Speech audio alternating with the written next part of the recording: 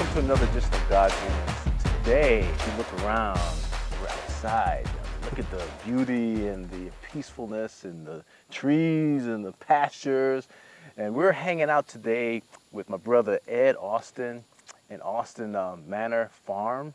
And boy, we got some good stuff to talk about today as far as what he's doing in his life and what God has kind of placed on his heart to really use this land to do some great things in the community. So, Brother Ed, what's going on, my brother? How you doing, man? Welcome to God's Dreamers. Thank you. I'm really actually pleased to be here. It's an honor to work with you. I think the name God Dreamers just says it all, you know. So and you know me, as long as you know me, I've been a big dreamer. So for sure. This is just, I guess, a fulfillment of something we've been doing for a long time. So I'm glad to see what you're doing. Yeah, man. Thank you for allowing me to be here, just to see this your land, and I mean it's beautiful out here, guys. I mean it's so peaceful. There's some, you can't see it, but there's some horses over there. There's some more horses over there, and there's some dogs over there. Stay away from the dogs. Them dogs look kind of mean, but anyway. My question for you is, and the cool thing about you is that, you know, he's very much into technology, but he's also an outdoors person. Like, I remember many times we've talked about your stories of hunting and some of your adventures, and, you know, being stalked by dogs and chased by dogs and dealing with deer. I always used to tease him. I used to call him Bambi Killer because he would get this huge deer, and I'm like, oh man, you just killed a deer. But anyway, that's another story. We'll talk about that later on, man. So how did you? So tell me a little bit about your organization. You know, you recently purchased this land, and this, I think you said 70. Is it 70 acres? Correct. 70 acres. So this is a small portion of his land, but he purchased these 70 acres. And share a little bit about your vision, your dream for the space. Well, there's a much larger vision. This is something that I've really been thinking about, purpose to do for many years. And it, on a larger scale, it was really to create a home, an environment for young men that just had maybe misguided, you know, had problems, you know, issues dealing with just life in general, or maybe not having the right leadership, you know, in their life. Mm-hmm. And so the goal was to really build that place, you know, to do that. When we moved here, you know, I had some events in my life that really made me start to kind of narrow and focus on exactly where to start now. Because a lot of times we always have this grandiose idea, this huge dream, this huge vision, but not necessarily the resources to get there. And then what we tend to do is we sit and don't do anything, waiting for that time. So I really was just asking God, you know, what can I do now? You know, why am I here? Because I believe that even when he sends us to some place, you know, even a place like this, you know, I ask God why. You know, whether it's my job, you know, why did you send me here? I believe there's a purpose for everything, you know, in every place and every season that we're in. And so I asked him, why am I here? Why did I bring my family out here? And, you know, I saw a riding facility. I have horses. I've trained horses for years and work with them and just love what they do. I mean, horses are just incredible, you know, beings just in themselves. Mm-hmm. And there's a lot of therapeutic things in equine therapy, you know, that using for kids that have confidence issues or just other life issues. And I've even heard, I had a friend of mine, she told me she went through a divorce, and her insurance paid for her to go to this horse farm. They would actually get on the horse, ride out, and then they would stop, and there might be 4 or 5 people in the group, and they would sit and talk and just have a conversation about where they are, what they're going through, the transition in their life, and then they would ride back. And she said the peace, it's kind of like the movement of the horse and the riding out. She said, calmed me down. Sitting and talking with people and having a lunch, she said, just really gave me an opportunity to just engage and find out that I'm not alone going through what I'm going through. Yeah. And then she said that ride back kind of prepared me for what I was, you know, going back into in life, in this real life. And she said, I adored it. And I thought, there's something to this horse thing, you know, and then not just the horse, but just the outdoors, you know. So what I wanted to do is create this place here and use, you know, we bought it really for, you know, to share with our family and our grandkids and, you know, and to go and live. But I saw a bigger picture with that. And that's why we decided to create, Austin Manor Farm, but there's a Austin Manor Farm riding facility. And it's the where are you right now, phase of what we're Yeah, trying to yeah, do. yeah. Because we've trained horses, we ride horses, we just for fun and for recreation. I love seeing the transformation in the horses as we train them. And what I wanted to do was to create a place where I could bring out some troubled teens. They could get away from the hustle and bustle of the city, or the suburban lifestyles, or whatever this is causing them, their issues, Yeah. and get them out here where it is peaceful, where it's quiet, where they can just kind of let that guard down and relax. Yeah. And then, and in my mind, I think a lot of times the horses are just a distraction, because once they come out and they have fun and they're learning to ride, and we don't just teach how to ride, we teach the parts of the horse, the parts of the saddle. How do you mount? Why do you mount the way you mount? How do you get on? We teach all of that, because I want any kid that would come to this farm to go away and someone say, where did you learn from? Where were you taught at? Because I want them to have that understanding, and as well to appreciate the animal, so that they're not just jumping on the back of an animal. They understand why, and that whole relationship that they're going to have with the animal. So that's what we really going to do here. Yeah. Is to create that opportunity, and not just with the horses. I also do mentoring. I'm a John Maxwell coach and trainer, and I've done that on a corporate level for years, working with a lot of entry-level college students coming in, and I've mentored several that I actually have acquired jobs through the company that I work for. Oh, wow. And I've got some that it's probably been 7, 8 years. I still mentor them. I went to their baptism, I went to their marriage, and they still call me. We still have conversations, Yeah. bi-weekly now, and talk. That's awesome, man. And so that's always been a part of me. So it's now taking all of those things that God has nurtured and developed in me with speaking and mentoring and talking and working with horses and land, and giving these kids an opportunity to come out. Once they get in the environment, now we can kind of address some of the true issues. Yeah. Because that's when they open up, is once they've gotten comfortable, and they're working with the animals and things, and then you can see that guard come down, and now we can have that conversation. Yeah. And build that relationship. Right. Now, you had kind of a life-changing event that happened a few years back. That was, I guess, a big surprise. It was a surprise for me when I heard of it. But share a little bit about that event and how that's kind of changed your path, so to speak. Well, in 2019, February of 2019, I actually had a heart attack, and actually on this property. My wife and I were preparing to go out of town for actually her birthday party, and I just started feeling weird. Didn't know what it was or what was causing it. And long story short, after about 12 hours, really, 12 hours going through different things, feelings, and weakness, Yeah. All types of things. I even had the tingling in the arm, all the stuff, but you still doubt. I'm a man, hear me roar. I'm not sick. I'll be fine in the morning, right?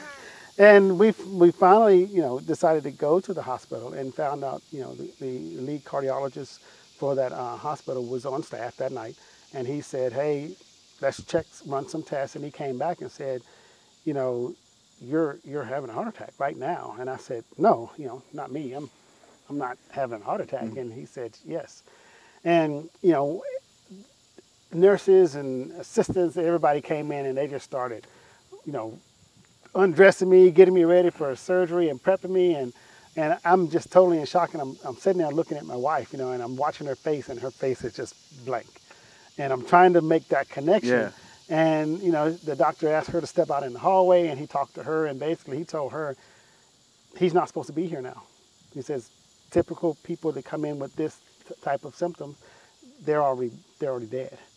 And That's crazy. And so they rushed me in, and the funniest thing is, as we're leaving, he says,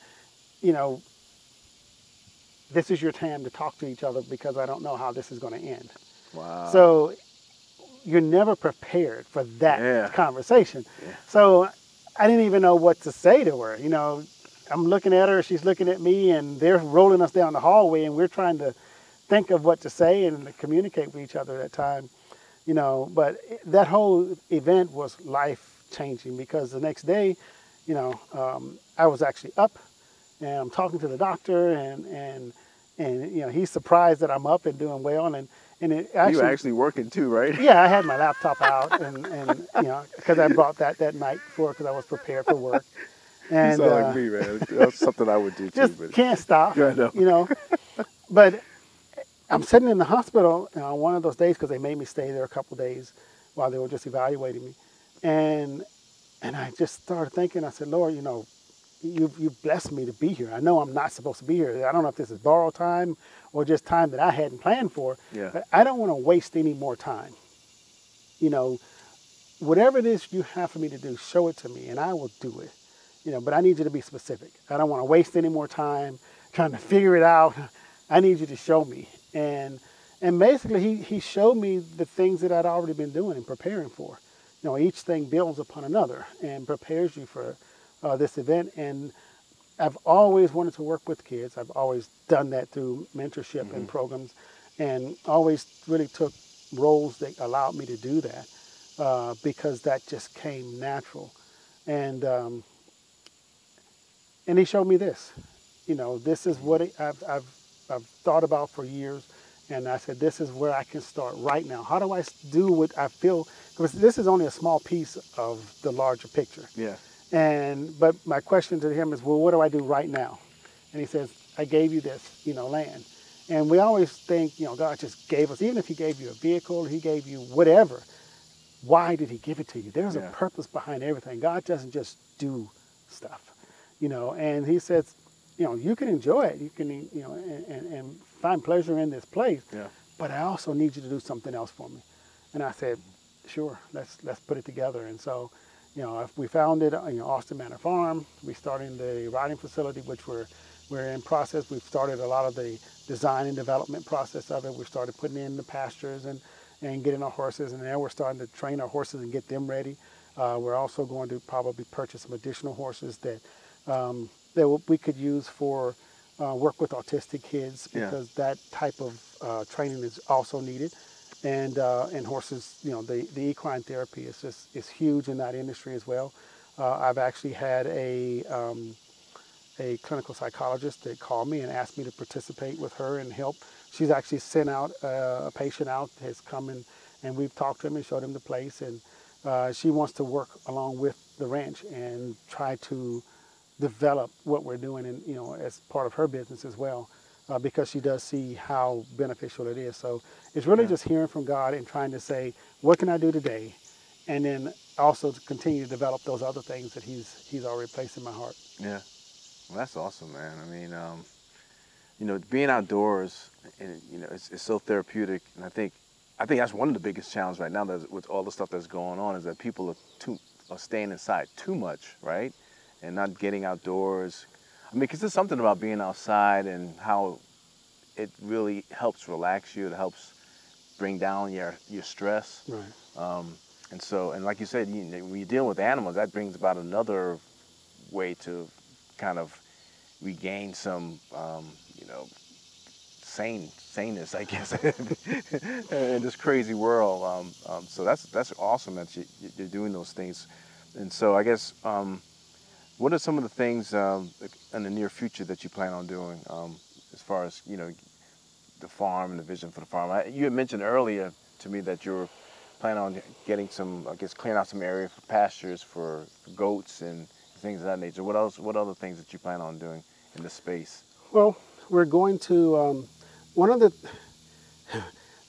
the issues when you're creating something like what we're doing is it's not a nonprofit, but it's you're just trying to help others. Yeah. So we're just trying to really create this place to give and give and give, but to be a business, you still have to have a for-profit portion.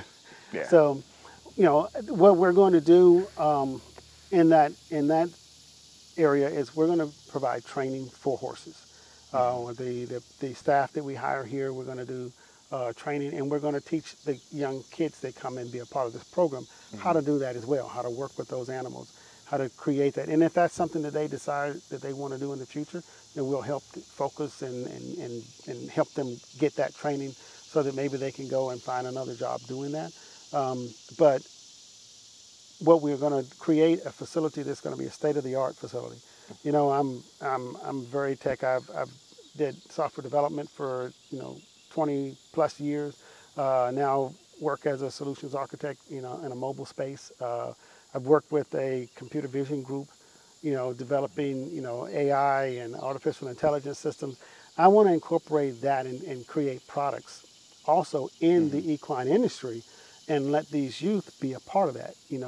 They're going to have sometimes some of the best ideas, sometimes some of the most creative ideas, because when you're a kid, you just typically think different. Yeah. As we get older, we stop dreaming, and we kind of get into the system. So I'm going to allow them to use some of their creativity.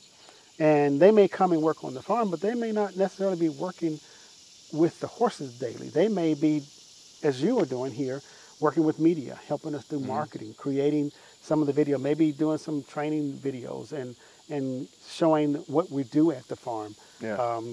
Also teaching them maybe horticulture. How do we plant? How do we grow? Hopefully in the future we'll expand and be able to purchase some land that we'll grow our own hay and our own products so that we don't have to buy as much for our horses. Yeah. And then, maybe they want to go into some veterinary, studies and learning how to care for the animals and things like that. So this place will be encompassing all of those, opportunities. Yeah. We want to develop a riding facility, a covered area, where we can also maybe even host events. If there's a local 4-H groups that maybe say, hey, we need a space, maybe it's inclement weather and they want to have a space that's covered, maybe we can host some of those events, or bring in some of the other groups that are locally that need a space that we could provide for them. Maybe doing corporate events. They want to do a corporate picnic and have access to the animals. We're going to do riding trails. We're going to cut trails through the woods where we can teach people how to ride. Maybe some moonlight horse rides at night or in different holidays. Maybe we'll do some hay rides or something. But we want to be a part of the community. And part of that is introducing these kids back to that community by, as we host these events, letting them participate and be a part of it. And then maybe they'll even do some seminars and training. So we're going to teach them how to be, productive and speakers and encouragers and teachers themselves. Because I think there's something inside of each one of them. They just haven't found it. Yeah. So the goal is to, as John Maxwell says all the time, you could be a travel agent, or you could be someone that takes you there. And, and there's a difference, and we don't want to be a travel agent that you just call and plan a trip.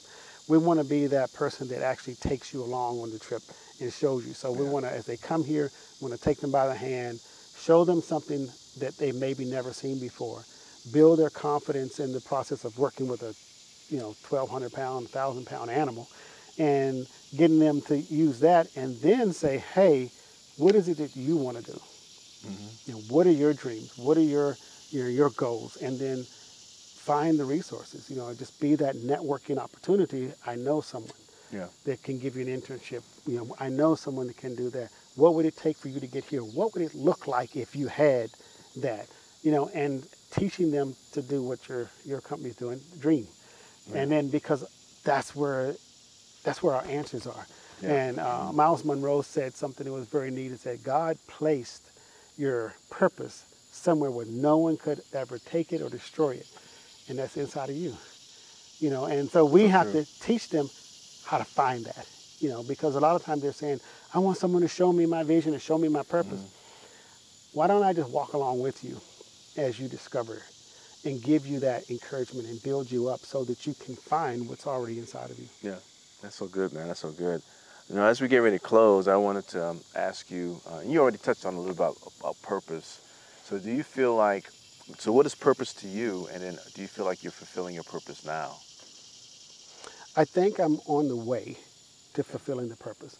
I think for everybody, purpose is different. And it could be something as small as an introduction for someone, or being in a certain place at a certain time for someone. But for me, I think it's, if I may first say, there's two things. There's gifts and there's talents.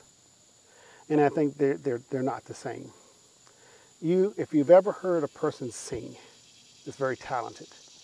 And they sing, and it's very melodic, it's, it's beautiful. Mm-hmm. But then there's those people that sing that bring tears to your eyes. And you feel it, and you get chills. That's gifted. Yeah. Yeah. So they're talented people, but they're not necessarily gifted. But when they're talented and gifted, then it creates something different. And I think that's where that purpose is. There are some people that I know that are just, you think that they're very cocky or they're very direct, but when they're in their calling and they're in their purpose, mm-hmm. they carry that aura and that strength and that passion. Yeah. And so I think what He's given me is an ability. My gift is troubleshooting, which is why I can program, write software applications, build systems, do automation. That's my gift. But my calling is to use that gift to help people. Yeah. And so I'm helping these young people troubleshoot their life, and it doesn't matter if it's a computer or whatever, the processes are the same. You look for mm-hmm. certain things, you look for patterns, you look for, things, and you try to put those together, and then you create a plan, and you work within that plan. And I've also done project management for years, so that's why plans and processes are very important to me. But I think we can do that also with people, and so that's my purpose, is to work with youth mm-hmm. that have an issue. Another project that in the future I hope to work on is something I'm working on, based around Nehemiah in the Bible. Nehemiah, he was actually a taster for a king in the Bible. He used to taste the wine to make sure it wasn't poison or something was wrong before the king He's the one drank that it. tried it before and right. they kill him. Well, he found out that the city he was from, the walls had been torn down, and that it was ruins, and his family and friends that he knew back there, they weren't prospering. They couldn't prosper because people kept coming back into the city and tearing down everything that they tried to build back up. And he asked for permission to go back and help build that city. Mm-hmm. And the cool thing about that is when he asked, because that was his calling, that was his purpose, he was also given the resources to do that. By the king, he asked to leave. So not only did he ask, can I have some time off? The king said, I'm going to give you the time off, and I'm going to give you resources to go do what it is you need to do. Yeah.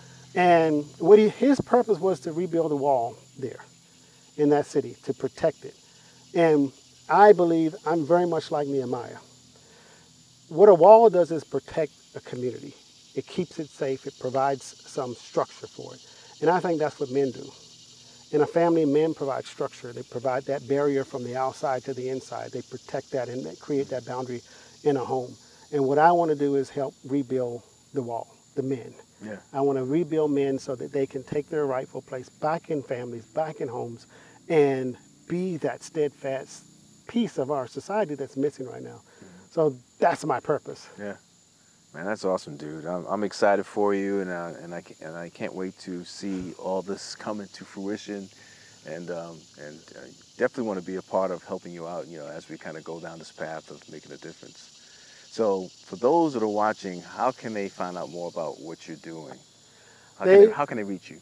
They can AustinManorFarm@gmail.com. They can email us, or they can go on Instagram.